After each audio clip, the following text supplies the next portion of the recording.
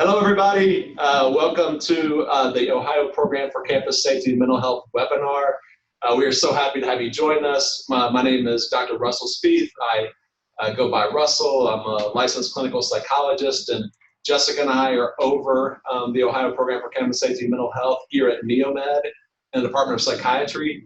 Jessica would typically be more verbal, but she's double teaming today. She's working on IT stuff. So first of all, I did want to thank PEGS Foundation as well as Ohio Mental Health and Addiction Services, who support financially and in other ways the Ohio Program for Campus Safety and Mental Health. So big thank you to them. We wouldn't be able to do this without their support. Also wanted to mention that this topic around crisis intervention as well as promoting safety on a campus was actually the most requested topic that we got last year from you all. And just like last year, we'll periodically be surveying you all in terms of topics of interest. On October 31st at 12 p.m., we'll have our next webinar. Again, this was one of the most requested topics that you all had. We're going to have Dr. Kamisha Spates, again from Kent State University. We don't have a Kent State University bias, though it may look like it right now. She's going to present on minority college students and mental health. Hope you all can join for that. So now I'm going to go into some, to read the bios, and then we will get on to the reason why you're here. So first of all, we have Captain Chris Jenkins. He prefers Chris, just like I prefer Russell. He is a captain with Kent State University Police Services. He oversees the patrol section in Detective Bureau. He has over 20 years of service with KSU Police, with 10 years assigned as the supervisor for the Detective Bureau. During those 10 years and continuing in his current responsibilities, he sits on the university's CARE team, otherwise known as the Behavioral Intervention Team, so CARE, BIT team, and the university's Sexual Assault Response Team. In his police role as a member of those teams, he is responsible for collaborating and coordinating care, support, and safety for community members presented to these teams and the overall university community. He received his master's in public administration from KSU and also is a graduate of the FBI National Academy and serves as a board member for the KSU Women's Center as an instructor in multiple disciplines. So we are really grateful to have him and to be able to share his expertise with us. And next we have Officer Jeff Budo. He also prefers Jeff. He's been a police officer at Kent State University for over 20 years as a former crisis intervention team coordinator for the department. He went to crisis intervention team training, which you'll hear more about if you don't know about it, in 2005, and then assisted KSU Police with developing their CIT program in 2007. He's been an instructor for the Portage County CIT training program for over 10 years. Currently, he's a CIT consultant for the Criminal Justice Coordinating Center of Excellence, which is housed here at Neomed, providing targeted technical assistance to law enforcement agencies and serves as a CIT program peer reviewer. At Kent State, he assists with public safety initiatives on all their campuses as a member of the Kent State Wellness Mental Health Committee and the Ohio Attorney General's Criminal Justice and Mental Illness Task Force. Jeff has a BA in Criminal Justice and Psychology from Kent State. So again, we're incredibly grateful to have you here and to share your expertise with us. So without further ado, thank you two so much for joining us. Thank you. Thank you, Russell. Thank you, Justin. So we appreciate, Chris and I appreciate you inviting us and being here today. What we're going to talk about is those four topics right there. And I'm always very happy and love to share our statistics. Our officers work hard in filling out the forms and collecting them. So anytime I got the opportunity to share those in front of a crowd, I enjoy it. We'll talk about the crisis intervention team real briefly, but then we're going to get into reporting initiatives. And Chris is really going to hit on behavioral intervention teams. I know that's a topic that mental health, specifically when it relates to colleges and universities, want to hear about. So we're going to spend some time on that. One of the things that we'll try to do is, I'm a police officer from a university. We have our own police department. That's kind of the environment that we live in. I know a lot of places don't have their own police departments. They have departments coming from the county. They're located in, let's say, in the sheriff's, or their own police departments come in and police them. So they have maybe less involvement with those departments, but we'll try to speak to the fact that some of you don't necessarily have the resources that our university has. And if we don't do that, feel free to ask a question, and I really do like to have the discussion rather than a presentation. I'll probably be going off on tangents. So we're going to hit you first with the stats. And the things I want to say about it here real quick is the thank yous here. We're going to go over Kent State University and Bowling Green State University's statistics. And I thank the chief out of Bowling Green for providing these to me. And we're going over these specific two because I'm not too sure any other universities are really collecting the information that we're collecting. So, I appreciate him sending me this information, and so that we can look at them. We're pretty similar sized universities, and there's a lot of similarities between us. So it's interesting to see what's going on there as well at Kent State. Again, this goes a lot of effort into the officers collecting this information and us compiling it, putting into a computer program, and it's spitting out some trends that hopefully we could see from it. As we talk about these specific statistics, again, we're talking about the police side of this, the police responding. This is our stats from a university police department responding to our population. It's not really going to cover other types of crises that are occurring where people may call a text line themselves. They may walk into a mental health facility, utilize emergency services on their own, all the other different ways that people can access services. These stats are specifically to our response as police officers. And it kind of makes sense once we get here to the end of it, what we as police are dealing with of a university of this size. And we should probably give you, for those who aren't familiar with Kent State, some general idea. We probably, throughout these years, would you say we have an average of 25,000 overall students on the Kent campus? On the Kent campus, yes. So let's just say 25,000 on the Kent campus. And this is related specifically to the Kent campus. These aren't statistics for any of our regional campuses we might have. And then we're looking at a population that lives on campus of about 6,300. And I would go to say that Bowling Green is very similar with the number of people going to school there as well as living on campus. So I'm sure you've been staring at this. So what we've seen is since 2007 when we started collecting statistics, and it looks like probably around 2012 Bowling Green started collecting theirs, is a steady increase up till with a slight decrease in the recent years. I think as me and Chris talk about this stuff, we might offer more questions than answers of what these numbers mean. I think we're probably going to be pretty limited to a certain extent of saying why there's dips and rises. Some are probably obvious, but I'm sure it's a whole bunch of different things that go into these statistics, I should say. Absolutely. Move on to the next one here, unless you have anything else to say on that particular slide. Someone was asking, how are you defining a crisis call? So a crisis call would be, well, let's call it a mental health crisis call. So there's not necessarily, there's an element of a mental health crisis in there, whether that's the person is depressed, whether it's a thought disorder, or they're having delusions, hallucinations, some type of an emotional or thought issue that's related to the mental health of the person.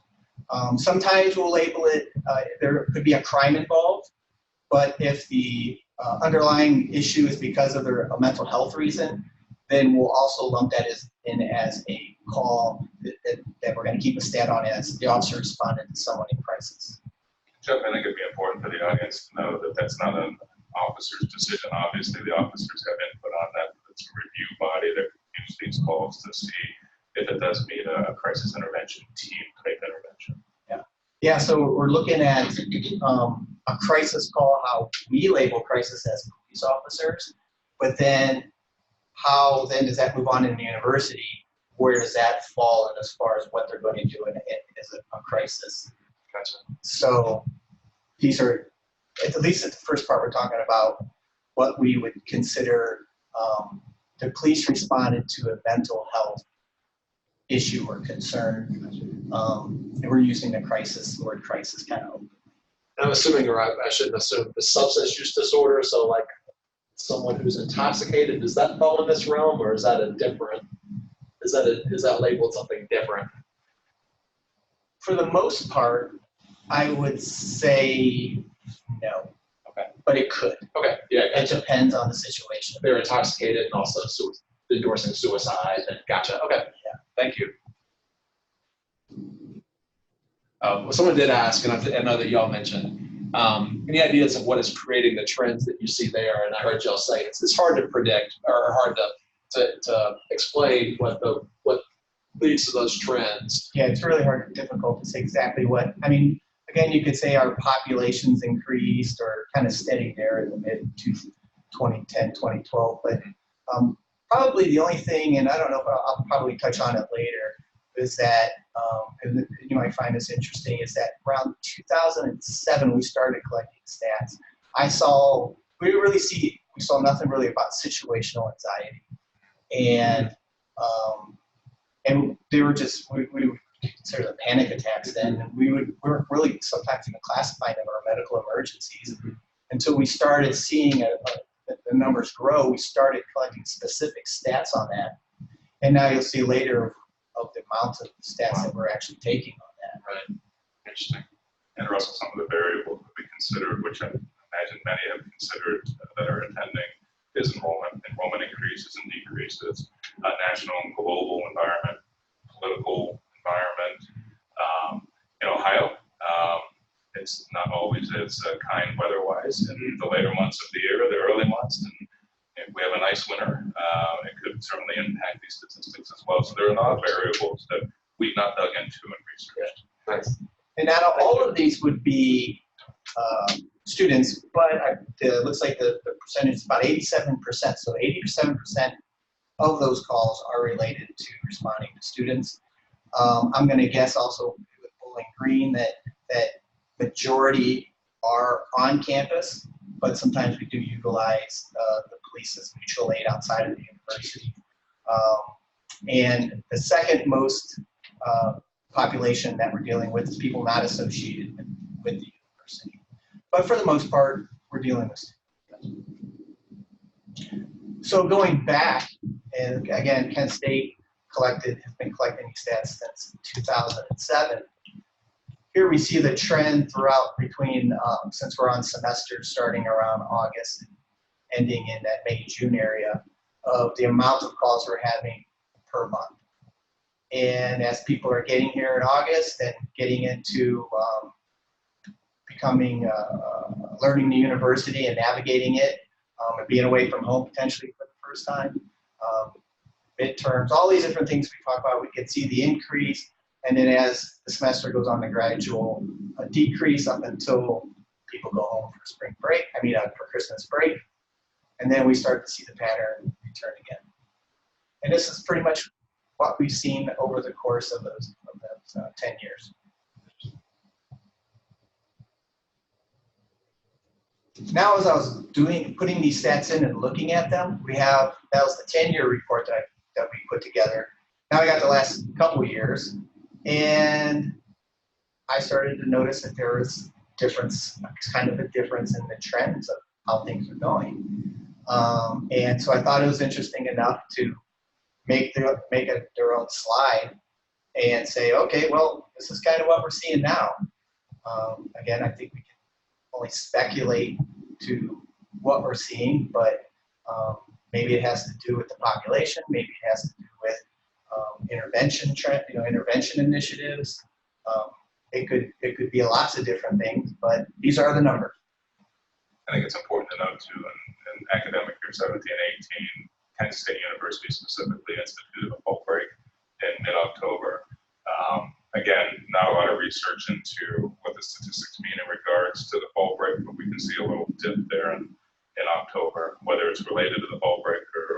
variables. Do you ever find it, how do you share these, and I know that the trend, there's variability with the trends, but have you found it helpful at all to discuss with the rest of the university kind of what type of trends you're seeing, even like that spike around late April and the spike before winter break? Do you all sort of communicate these trends to people? Yeah. It's part of the university's overall wellness initiatives, and campus care is really ramping up the services, whether it's from advising or your mental health professionals on campus around those peak times of October and April.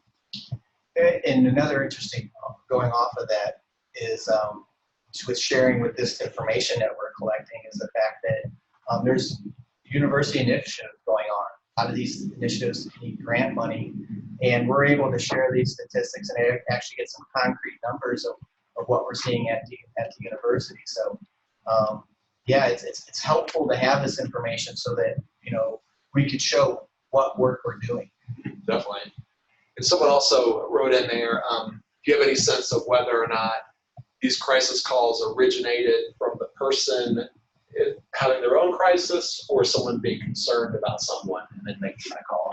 Yeah, off of the hand, we're going to go with the majority recently, and again, it fluctuates for the most part, but the majority of, and I brought my report here just so when I got specific questions I would be able to answer it. But I think it's pretty steady that the majority of the people calling at Kent State are staff. So staff's calling, and so if we look at what year is this? Is this the 10-year? Mostly staff, and then we have hall staff, and then for the 10-year we have friends, and then it kind of slowly goes down from there. Interesting. But for the most part, staff people work there, which will kind of come interesting a little bit later on when we talk about reporting initiatives.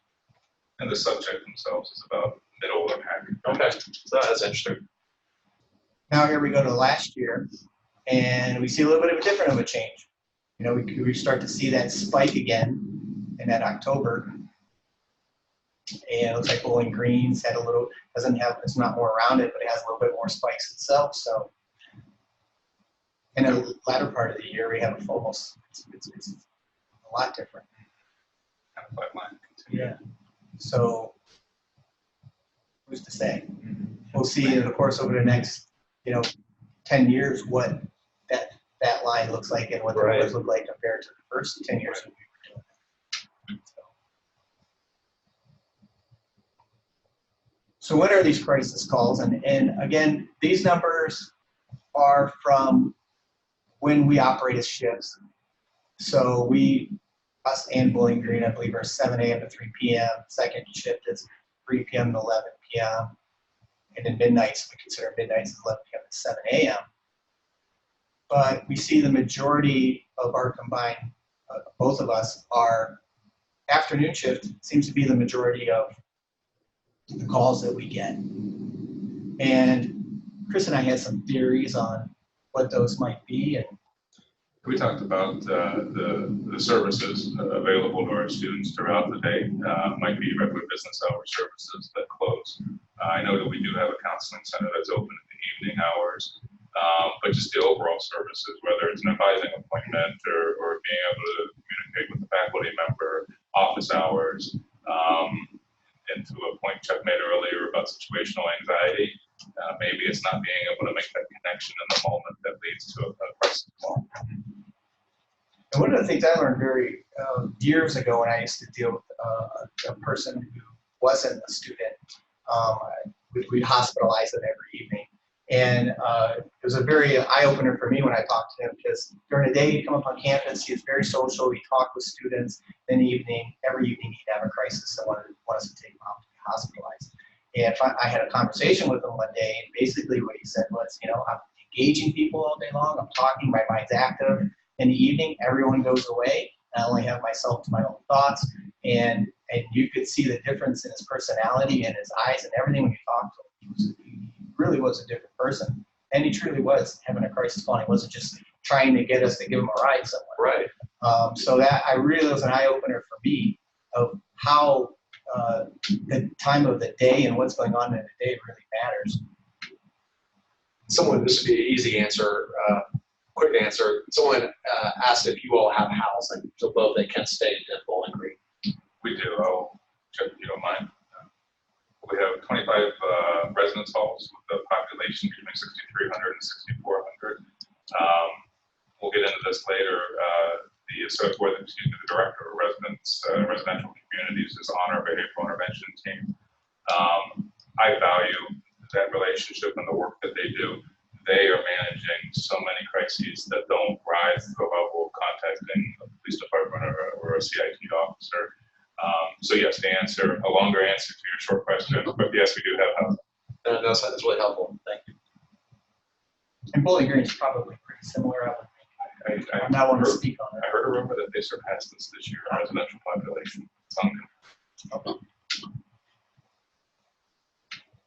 So where are these calls? And this is a good question for where this led to us now is 50% of the time we're going into the residence halls, the officers are going into the residence hall and speaking to students.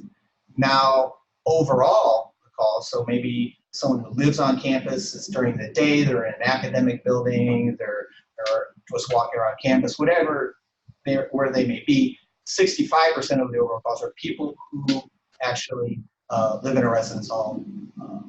And Bowling Green's looks to be right around that number as well. There's a 70% of their calls, 2017, 2018, are students who live in the halls. And again, me and Chris were talking about, well, why is that? And I can't speak for BG, but at KSU, it's a 2-year housing requirement. So you have incoming freshmen, they're able to matriculate, they become sophomores, but they're still young. Russell and I were talking about emotional maturity earlier before the webinar started. And again, a variable, maybe not. I'm sure there's many variables to consider, especially with 18 and 19-year-olds being away from home for the first time. So what are we dealing with? So it appears that the vast majority of what we're dealing with are issues related to depression. And then again, situational anxiety now comes up to number 2. 15% of the calls that we're, this is Bowling Green and Kent State at this point combined, is a majority of what we're dealing with. Now this next one's going to make, I'll talk about this, will make a little bit of sense in the sense that 70% of those calls, so again 67, 70% are of those 67% of depression calls, 70% are related to suicide in some way, shape, or form, whether it's a suicidal thought, a suicide threat, or a suicide attempt. And to me, this makes sense in the sense that we're talking about the police. So when it reaches to a point where somebody mentions suicide, they're probably more likely to contact the police, and we're going to be responding, whether it's a person or somebody else. We saw the majority of people are other people that are calling us, so they hear that the mention of suicide and they're calling us. So what is our most likely call that we're going to take? A depressed student living on campus having suicidal related thoughts or behavior. So if that's most likely the call you're going to take, and for us this is very helpful as police in saying that if this is the case, that's the specialty I really want to focus in on. I want to teach and train an officer how to be able to talk and communicate with a student who's having depression issues or might have stated that they're suicidal, and how do I engage them, and what resources do I need to provide them, and in that moment when I'm dealing with that person, what are my options of what I get to do. So if you cover those stuff with the office with your officers, or your officers are really engaging and thinking about that with the population on campus, then this would be a place to start.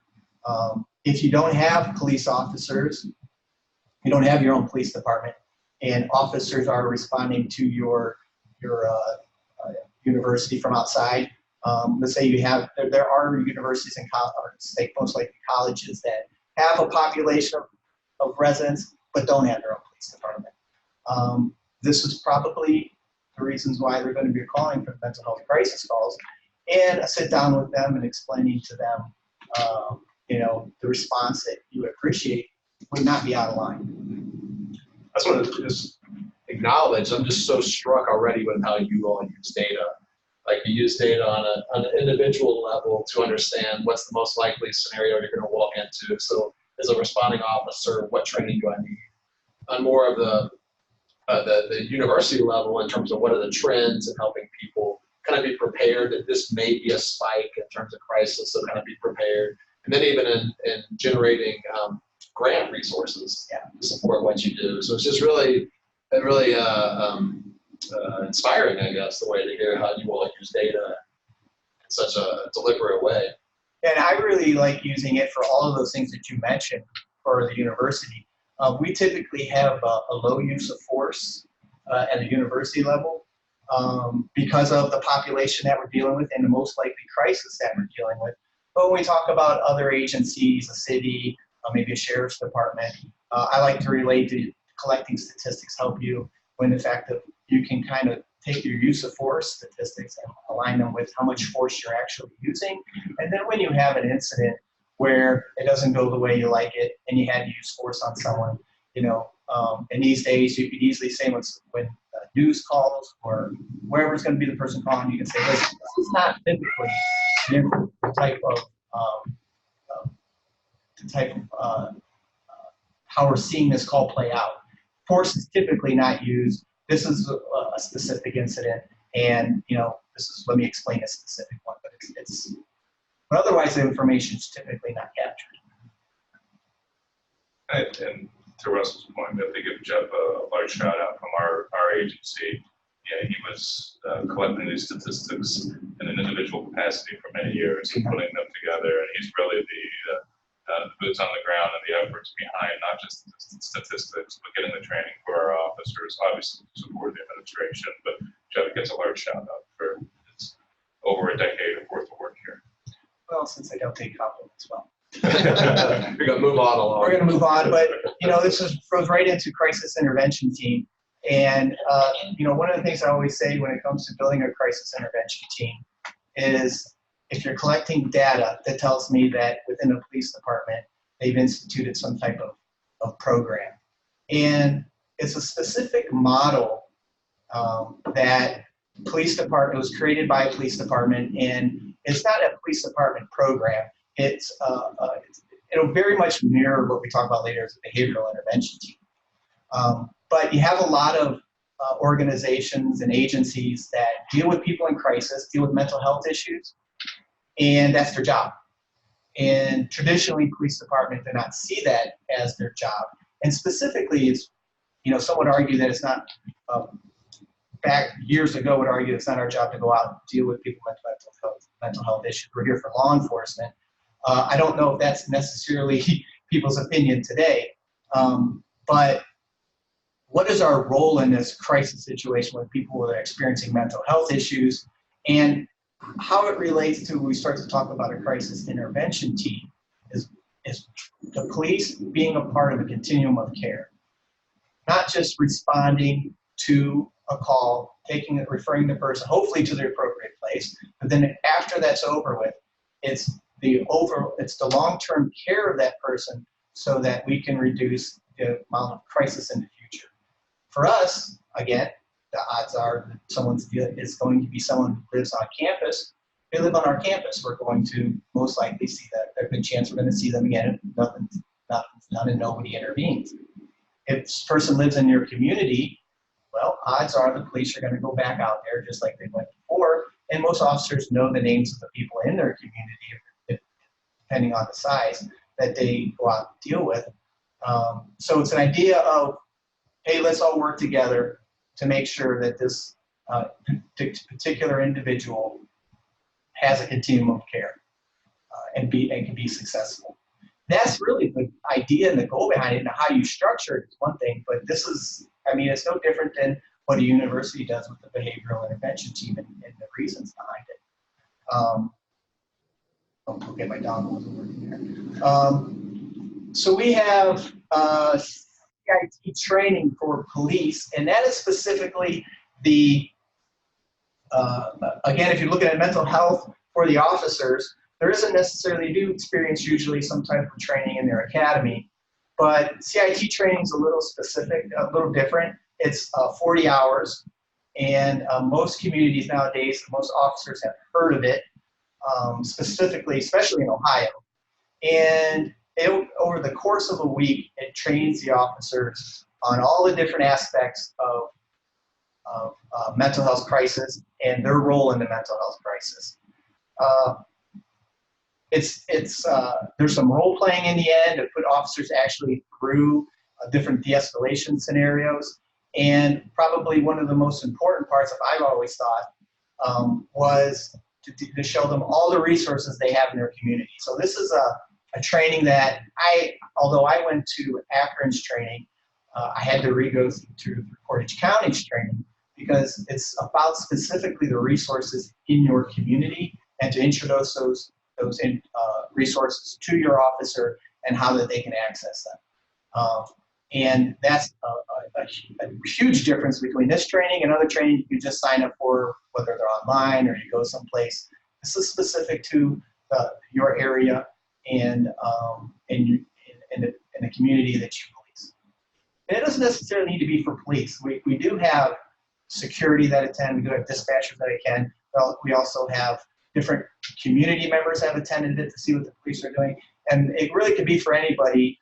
It's specific to teach police how to engage people and all the resources. Yes, it does all those things, but it's other people will benefit from this type of training as well. This isn't the only training out there. You have some other trainings available, like the one through the Red Cross.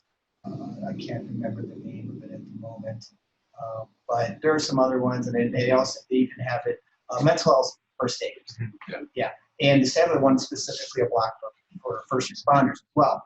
So it's like an 8-hour class, and it tries to get through those things rather quickly. But this is a little bit different, and again, overall, it's for that continuum of care, which you won't see in other things. So there was also a comment that I'll add, that psychological first aid is through the Red Cross. So I think that's what you were going to mention. Yeah, that's it.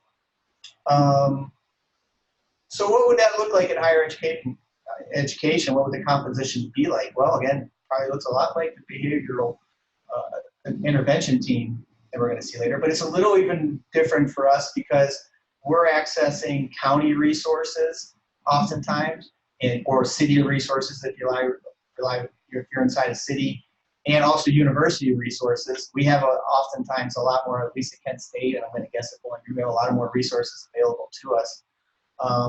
And I underline police and security there, emergency psychological services there, because oftentimes those are the two most difficult to engage in your local, university or college community.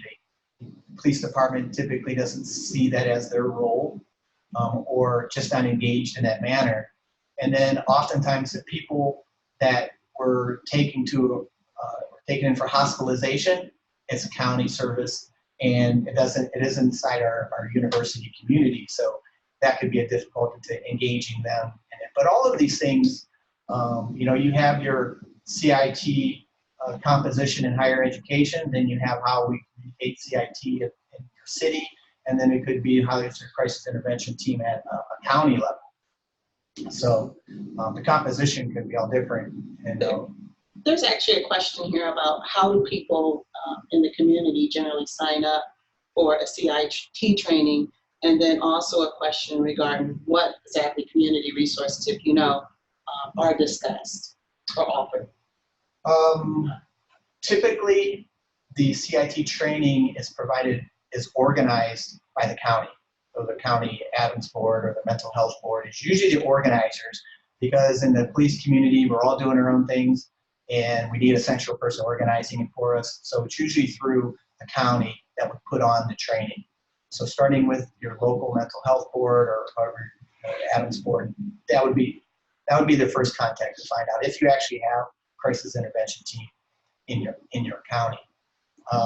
And then as far as what resources are provided, it's depending on the county you live in and depending on the area that you are, they'll go over all the resources that are available. And each CIT training is individual. There's no real set, there's a kind of an international guideline that we use that we would like to see you things in your training, but locally they kind of do what they need to do and provide the information they have for what they have there. So if you go to Cuyahoga County, they're gonna roll out the book on all the resources that are available, and the officers will be like, oh my goodness. And then you might go to another county where they have very few resources, like here are the 2 resources that you have. So it depends, and it depends on what resource you have, and it depends on the people that are training, what they're going to show you. And then there's also a follow-up question regarding whether any faculty in your specific institutions have received or participated in CIT training.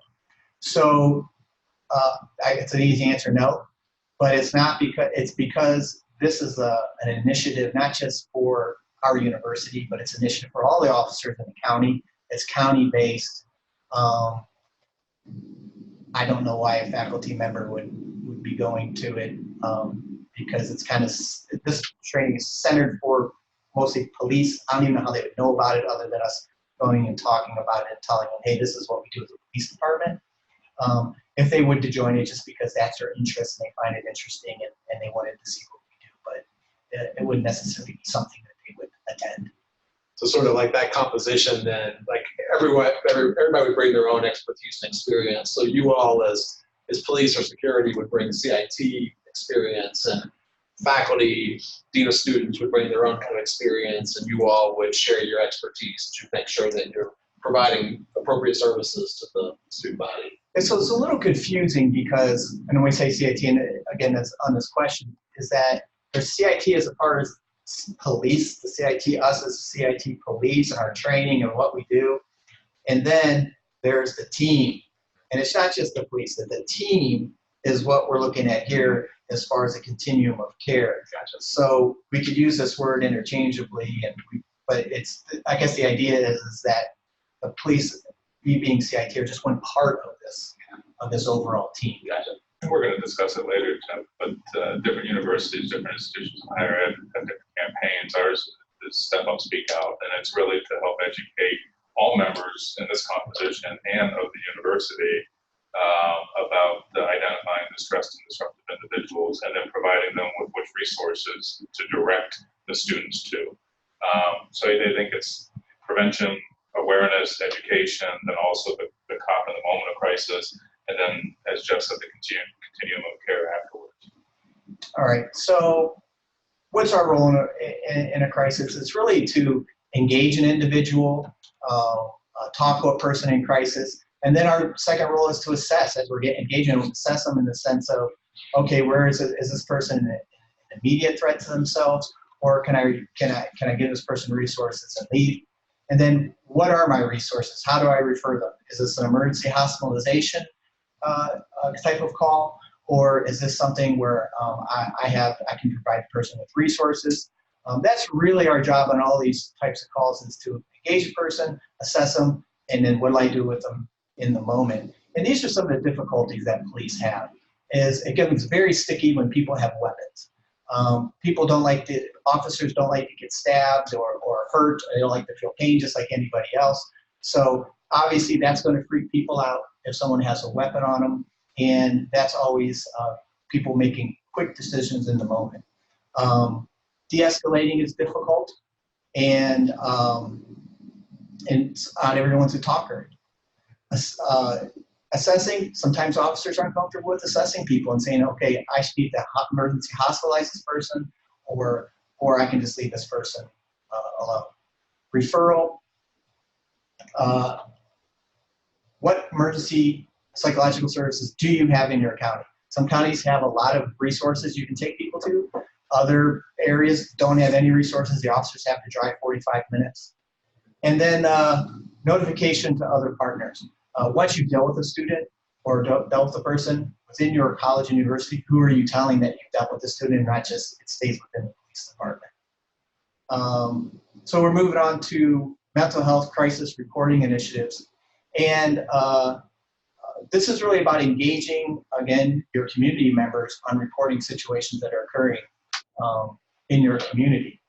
And I was really just, we wanted to highlight our program that we have, Step Up and Speak Out, which in my opinion is an excellent program that they simplified to make very easy to access resources. And to Jeff's point, it's very community specific. So with Kent State University, we have a number of regional campuses. So the folks that put Step Up, Speak Out together did an amazing job of researching those local community resources specific to the regional campuses, including the campus. Yeah, it's a lot of work, but it really is a very good program. So if you wanted to look at a program that, if you're looking at to engage your faculty, engage your staff in, to help them make decisions in reporting behaviors or someone in crisis, this is, I think this is a really good place to start. It's on the website. It's there is an app for it as well, and then I believe annually this is sent out to all staff and faculty. A packet of this material is sent out to all staff and faculty at the university. And it's really cool because it's in a folder, and you could actually, it has all the information in the folder, and then you can put stuff in the folder that you have on your own, stick it, you can use the folder. So it's a really great idea. And there's actually a question that presented regarding a licensed mental health professional as a member of the CIT team. Is there one, a licensed mental health professional part of your team? The team, and we talk about a CIT team, we're talking about an idea, not necessarily people sitting in a room. We'll talk about behavioral intervention teams here, and I think that is more of what that questionnaire line goes to, which is why we're here now, is there, in relation to behavioral intervention teams? So I can answer that question in regards to a behavioral intervention team, Jessica. And yes, there are licensed clinicians or a licensed clinician on our behavioral intervention team, which at Kent State we call CARE. And really, it's each of us might just have a snapshot of the individual that's in crisis. Certainly, the police just have a moment in time. But with housing at the table and the dean of students, the ombuds, who are in touch with faculty and advising and more touch points than the police department has, all of that information can be packaged up and provided to the licensed clinician. So they have a broader perception of who this student is and maybe what the needs are of the student. So it's not necessarily, it's more of a one-way sharing, obviously, because of privileged communication. But yeah, we feel like it's important to have that person there. So what is the composition of the behavioral intervention team? And just looking at me, and you can see it depends. And I think as you're hearing about CIT, and it's the same for BITS at the institutions of higher education, it really starts with what your needs are in that particular institution. And if it's data driven or if it's anecdotally driven, is identifying what your needs. Is it mental health crisis? Is it mental health with some conduct associated with it? Is it substance abuse? So really looking at what your needs are and composing your team around those needs. Our team has been in existence for decades, and it's evolved. It's drifted. It was a conduct team primarily in the 90s when there was a lot of drinking and conduct that might lead you to get arrested, not necessarily mental health issues. In the last 10 years, it's certainly drifted to mental health issues. And to Russell's point earlier, we've seen a drift from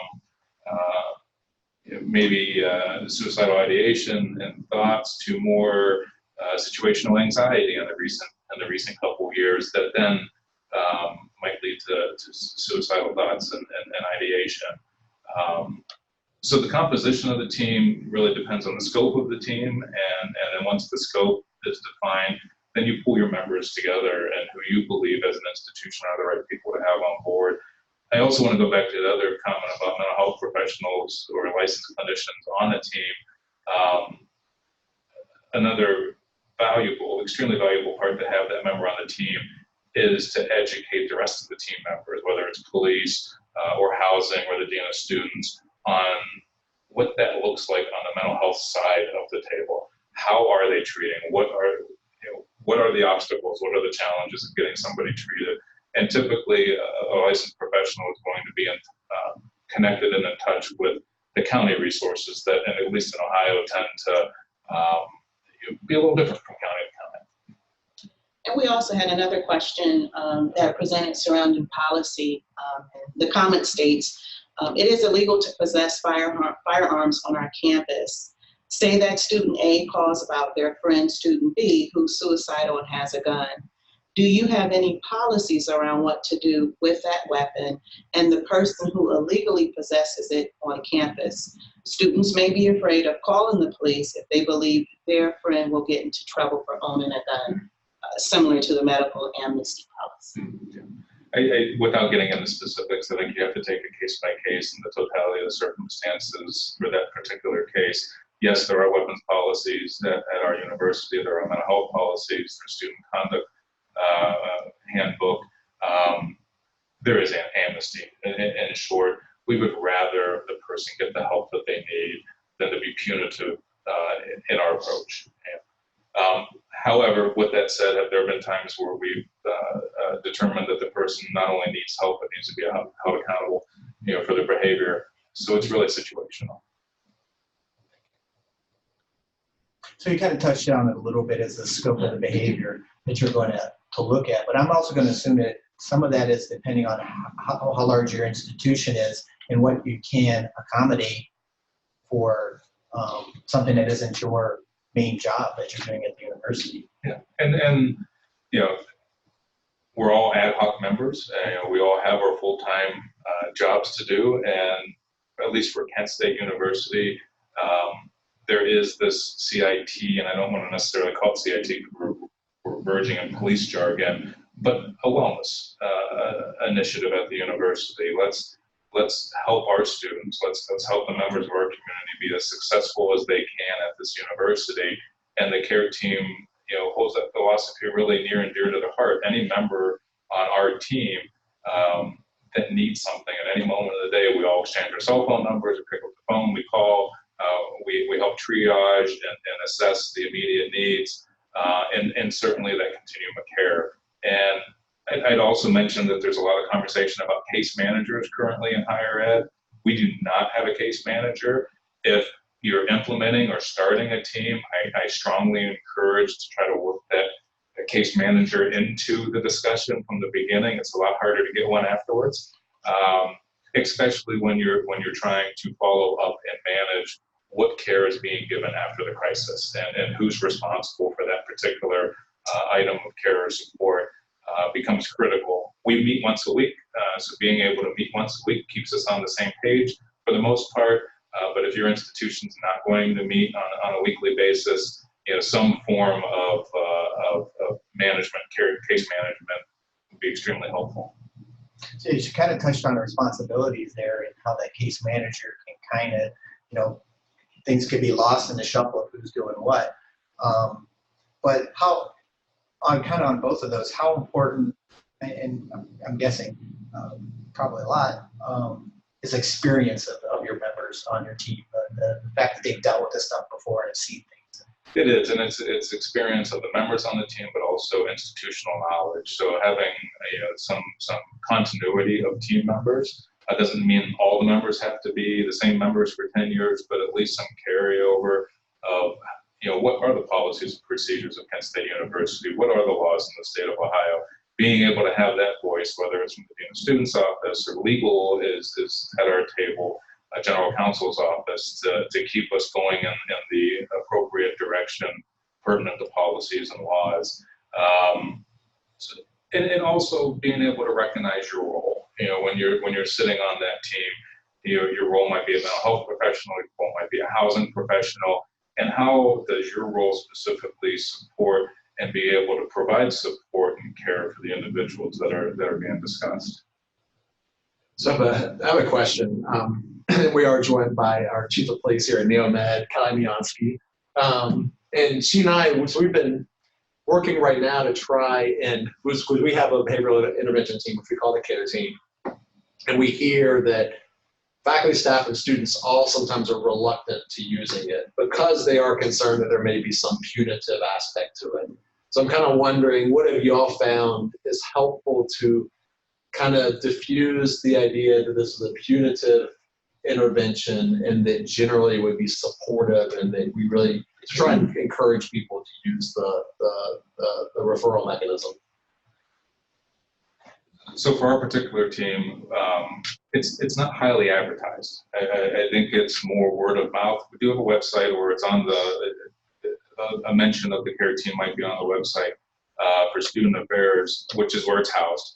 It's housed in Division of Student Affairs, Dean of Students Office. Stressing confidentiality of the team members is first and foremost. In the 10 plus years that I've been on our team, I want to say that we've taken what would be perceived as punitive action probably less than a dozen times over those years, and it's going back to an earlier conversation about just not mental health issues, but significant adverse conduct on the university as well.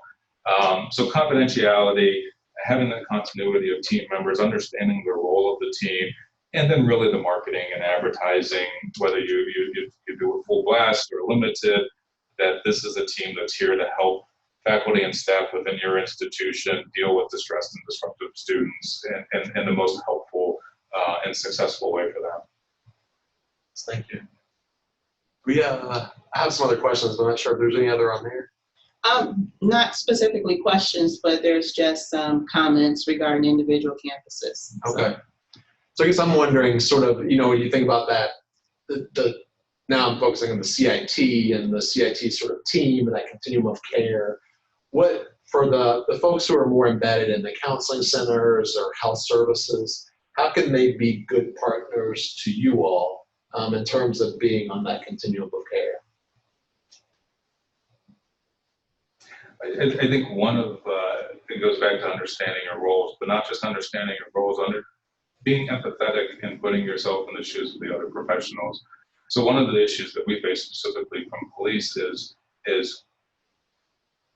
our mental health professionals recognizing the criteria that we have to follow to hospitalize somebody for an emergent hospitalization.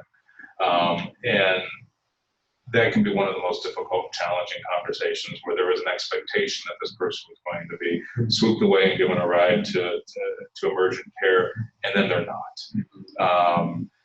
We're not licensed clinicians. We're doing the best we can based on the training that we have, and we're certainly willing to listen to the licensed clinicians' input about that type of care. But then they're obviously stuck with privileged communication too. So how much can they share? And we can talk about the Tarasoff case at verbatim. But so it's really just understanding where the other person is in that moment and what their professional responsibilities are, and being open to having those conversations, especially as you're continuing or implementing your care team, being able to have those open and honest, vulnerable conversations with the other members. That's great advice. Thank you. We also have another question that they presented. I guess this is a great time to say, if you have a last minute question, feel free to type it in the chat. But the question is, and this is actually going back to your presentation, what is the mental health crisis reporting initiative? What is reported and to whom? Mental health crisis reporting initiative. I think just talking about the data collection that you presented earlier on, about sort of the crisis calls and what was the presenting problem and this. Oh, that was just an introduction to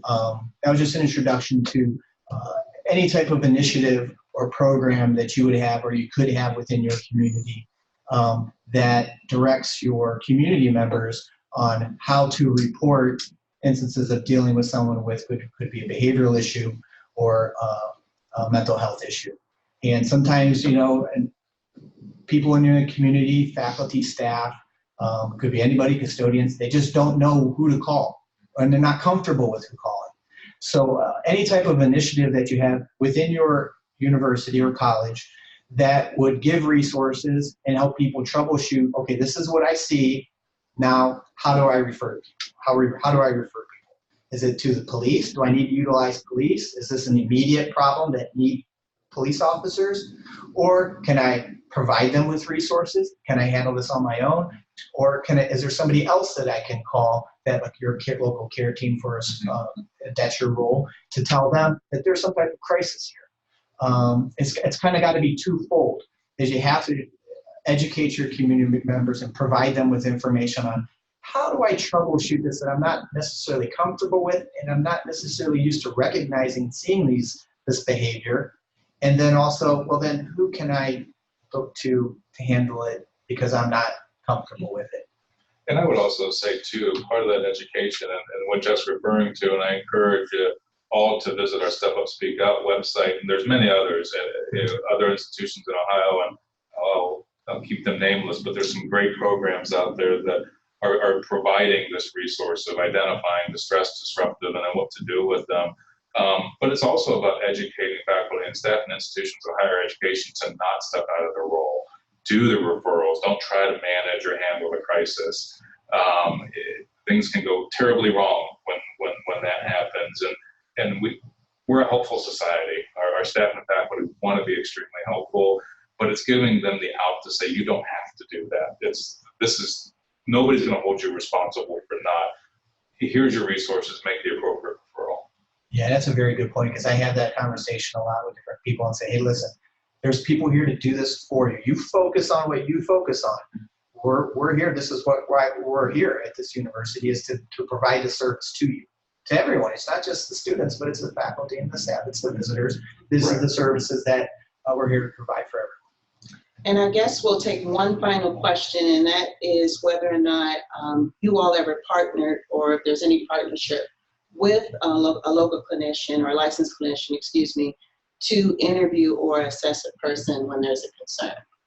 So on a call, do we bring out a licensed clinician as police officers? I've never done that.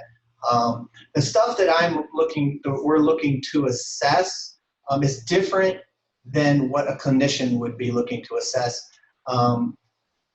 That you're looking more of a long-term situation or counseling. What we're looking for as police officers when we show up is right now, what's going on right now, the condition that the person in, what the person's saying, and how do I deal with them or refer them in this particular moment in time? By talking to them briefly and de-escalating them, or just listening to them, is I bring them down to a point to where I feel comfortable leaving them where they are? Or do I have to take them for evaluation somewhere, and because they're a threat to themselves or a threat to somebody else? We're looking at different things. So don't get me wrong. Sometimes officers call up the people that also do that evaluation and say, hey, this is what I got. What do you think? And they'll say, well, bring the person in, we'll talk to them. Or they say, well, what do you want to do? Well, I think I could leave them, and they said they're going to make an appointment tomorrow. Okay, I'm comfortable with that too. Or Jeff, I'll even throw in there having a relationship with your county mental health agency that are doing these assessments and evaluations, knowing where their resources are, knowing what their resources are, but having those relationships. There's oftentimes where a student may not follow up for post-care, and we're getting a phone call saying, hey, can you check up on the student? They didn't show up for a post-care appointment. And Jeff, again, I'll compliment you, even though you don't like the compliments. You've put a lot of effort into building those relationships throughout the county with different agencies and the mental health board and the particular agency that does the evaluations and serves us. Thank y'all so much.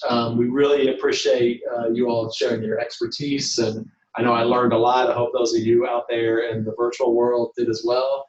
And feel free to get in touch with Jessica and I if you have any other follow-up questions. All right, thank you. Thank you all. Thank you. Thank you all so much. That was fantastic. That was awesome.